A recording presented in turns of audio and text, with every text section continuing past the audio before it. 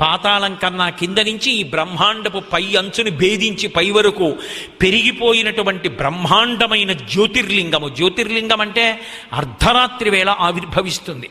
కటిక చీకట్లో ఏది దొంగో తెలియక సత్యమైన వస్తువుకి అసత్యమైన వస్తువుకి మధ్య భేదం తెలుసుకోలేక అయోమయావస్థలో మాయలో కొట్టుమిట్టాడుతూ సత్యాన్ని అసత్యం అనుకుని అసత్యము సత్యం అనుకుని ఎన్ని రోజులైనా సరే, ఎన్ని కాలముల యందు పొద్దున్న పోరాడాడో, మధ్యాహ్నం పోరాడాడో, సాయంకాలం పోరాడాడో, రాత్రి పోరాడాడో, ప్రదోష వేళలో పోరాడాడో, మృత్యువుతో పోరాడి శరీరం విడిచిపెట్టి శరీరం పొందుతూ జనన మరణ చక్రమునందు తిరిగేటటువంటి మనుష్యునకు జ్ఞానమును అనుగ్రహించగలిగిన స్థితిలో ఆవిర్భవించినటువంటి లింగమే జ్యోతిర్లింగము.